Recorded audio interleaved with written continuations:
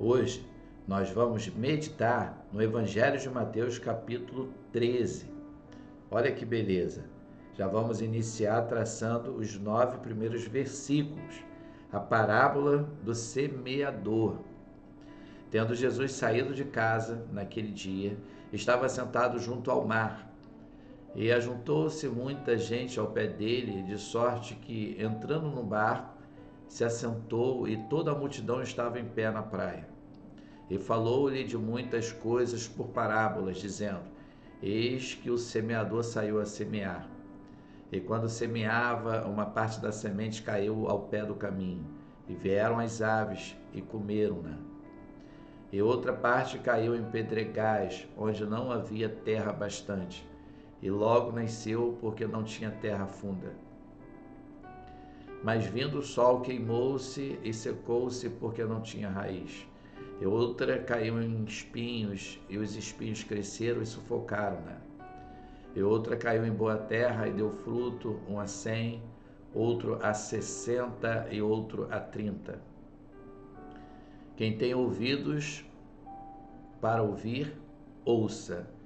A parábola do semeador. Esse trecho nos ensina a importância de saber preparar a terra. A terra, antes de lançar a semente, ela precisa ser tratada. O espinho pode matar, sufocar, assim como as pedras, mas quando a semente é lançada em boa terra, com a terra tratada, automaticamente essa terra ela vai dar fruto, porque todo fruto tem a sua semente e cada semente tem a sua espécie. O fruto que eu como é de acordo com a semente que eu planto. Versículo 10 em diante, até o versículo 17, vamos traçar o propósito das parábolas. E acercando-se dele, os discípulos disseram-lhe: Por que lhes falas por parábolas? Ele respondendo disse-lhes: Porque a vós é dado conhecer os mistérios do reino dos céus, mas a eles não lhes é dado. Porque aquele que tem se dará e terá em abundância, mas aquele que não tem, até aquilo que tem lhe será tirado. Por isso lhes falo por parábolas, porque eles vendo não veem, e ouvindo não ouvem, e nem compreendem. E nele se cumpre a profecia de Isaías, que diz: Ouvindo ouvireis, mas não compreendereis, e vendo vereis, mas não percebereis, porque o coração deste povo está endurecido, e ouviram de mau grado com os seus ouvidos, e fecharam os seus olhos, para que não vejam com os olhos, e ouçam com os ouvidos, e compreendam com o coração, e se convertam, e eu os cure. Mas bem-aventurados os vossos olhos, porque veem, e os vossos ouvidos, porque ouvem. Porque em verdade vos digo que muitos profetas e justos desejaram ver o que vós vedes e não ouviram, e ouvir o que vós ouvis e não o ouviram. Deus, ele é interessante, Deus, ele é tremendo. A importância de entender a voz de Deus, de compreender aquilo que Deus transmite ao nosso coração. Tem coisas que o homem comum não consegue entender, porque as coisas espirituais, elas são discernidas espiritualmente. O homem natural não consegue compreender as coisas do espírito. Por isso que Deus, ele não se comunica com a nossa alma, ele se comunica com o nosso espírito, porque os verdadeiros adoradores adorarão o Pai em espírito e em verdade.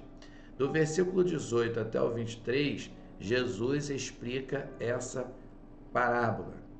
Escutai vós, pois, a parábola do semeador. Ouvindo alguém a palavra do reino e não a entendendo, vem o maligno e arrebata o que foi semeado no seu coração. Este é o que foi semeado ao pé do caminho. O que foi semeado em pedregais é o que ouve a palavra e logo a recebe com alegria, mas não tem raiz em si mesmo, antes é de pouca duração, e chegada a angústia e a perseguição por causa da palavra, logo se ofende. E o que foi semeado entre espinhos é o que ouve a palavra, mas os cuidados deste mundo e a sedução das riquezas sufocam a palavra e fica infrutífera. Mas o que foi semeado em boa terra é o que ouve e compreende a palavra e dá fruto. E um produz 100, outro 60 e outro 30. Olha a explicação do nosso Senhor Jesus, explicando a parábola, olha que interessante, do semeador. Então, quando a palavra é semeada com a inspiração de Deus, não tem como nada sufocar, nada destruir o crescimento do propósito de Deus na sua vida, na minha vida. Do versículo 24 até o 30, nós já vamos falar a respeito do trigo e o joio.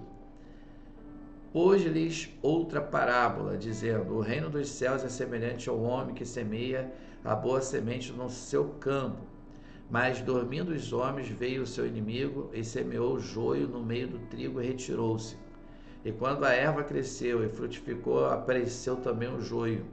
E os servos do pai de família, indo ter com ele, disseram-lhe: Senhor, não semeaste tu no teu campo boa semente? Por que tem então joio? E ele lhes disse: um inimigo é quem fez isso. E os servos lhe disseram: queres, pois, que vamos arrancá-lo? Ele, porém, lhes disse: não, para que ao colher o joio não arranqueis também o trigo com ele. Deixai crescer ambos juntos até a ceifa.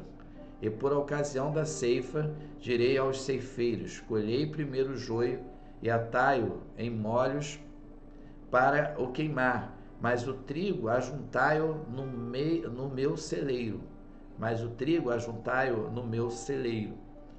Olha que interessante.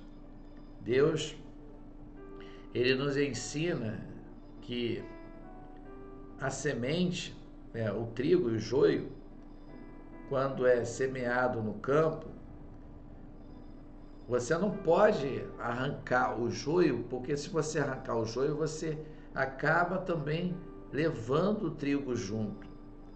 Esse papel, quem vai fazer é Deus.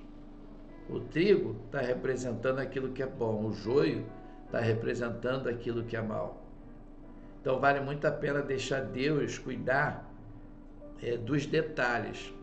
Nós só temos que semear a boa semente, porque o que está dizendo aqui, versículo 28, e eles lhe disse: o inimigo é quem fez isso, e os servos lhe disseram: queres, pois, que vamos arrancá-lo? Aí eu repito aqui no versículo 30, deixai crescer ambos juntos até a ceifa. Quem tem que eliminar, quem tem que arrancar, tem que cuidar desses detalhes ao próprio Senhor, porque no dia certo o joio será separado do trigo. Não seja joio, e sim trigo, porque Deus, ele é bom. O grão de mostarda, 31 e 32.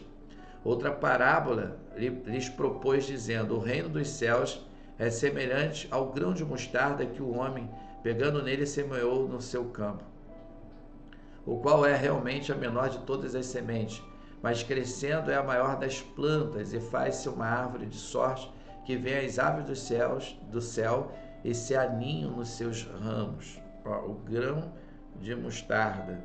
Eu já peguei o grão de mostarda, e a Bíblia até compara a nossa fé do tamanho de um grão de mostarda, como se fosse aproximadamente 2 milímetros.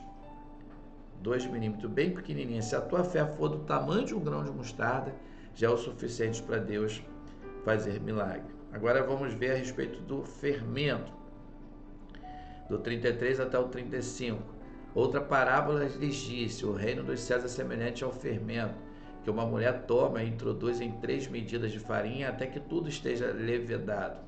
Tudo isto disse Jesus por parábolas à multidão, e nada lhes falava sem parábolas, para que se cumprisse o que fora dito pelo profeta, que disse: abrirei em parábolas a minha boca, publicarei coisas ocultas desde a fundação do mundo. Olha que interessante isso. A gente sabe muito bem que um pouco de fermento leveda toda a massa. Devemos ter muito cuidado com aquilo que realizamos, com aquilo que estamos fazendo no nosso dia a dia, porque Deus, Ele é fiel na nossa vida.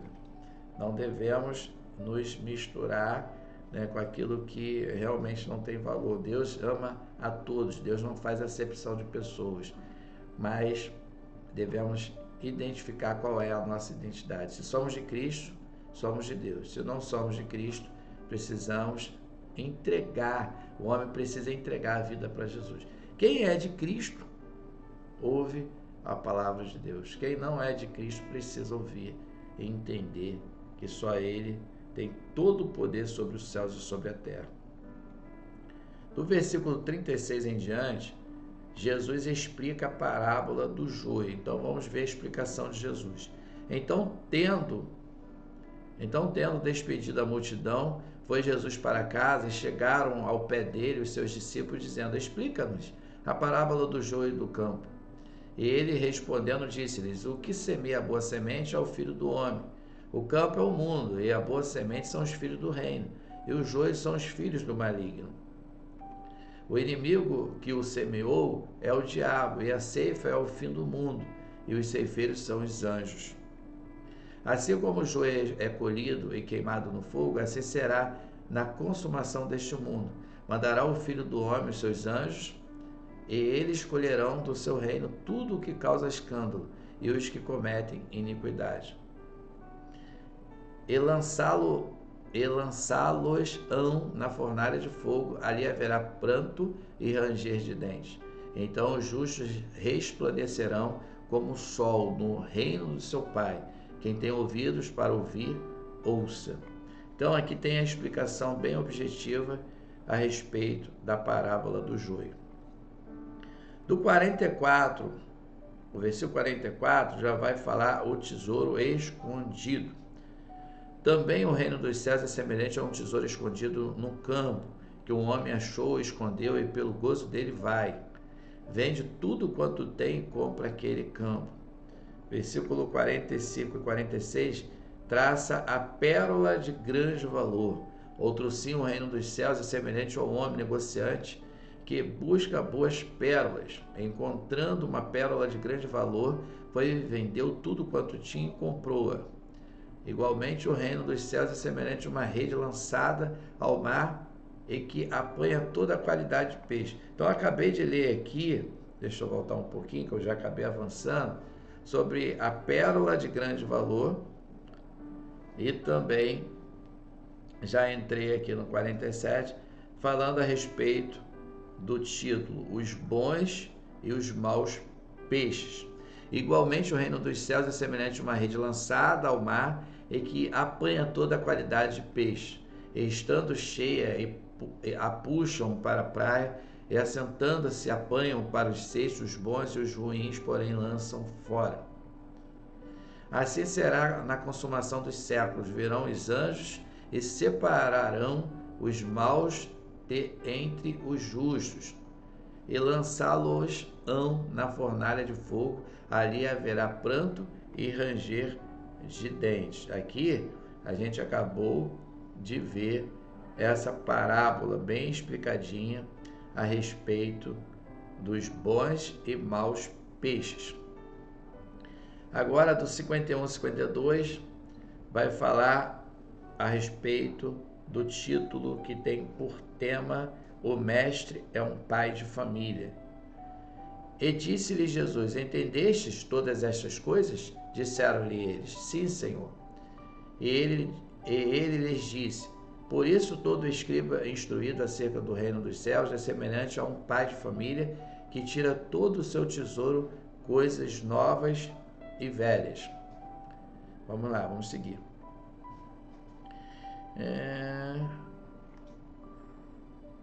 Seguir não, vamos pontuar aqui que é importante, que é a respeito do mestre, é um pai de família, né? Que são versículos 51 e 52. E disse-lhe Jesus: entendeste todas essas coisas? Disseram eles: sim, eu repito, Senhor. agora o versículo 52 que eu vou repetir, e ele lhe disse: por isso todo escriba instruído acerca do reino dos céus é semelhante a um pai de família que tira do seu tesouro coisas novas e velhas. Muito bom, né? Você vê que o escriba já faz menção lá no passado, era aquele que era responsável pelas escritas, o escriba. Agora a parte final vai do 53 até o 58, que vai falar do profeta não é honrado pelos seus. E aconteceu que Jesus, concluindo estas parábolas, se retirou dali, e chegando à sua pátria, ensinava-os na sinagoga deles, de sorte que se maravilhavam e diziam: de onde veio a este a sabedoria e a estas maravilhas? Não é este o filho do carpinteiro? Não se chama sua mãe Maria, seus irmãos Tiago, José e Simão e Judas? E não estão entre nós todas as suas irmãs? De onde lhe veio, pois, tudo isto? Escandalizavam-se neles. Jesus, porém, lhes disse: não há profeta sem honra, a não ser a sua pátria.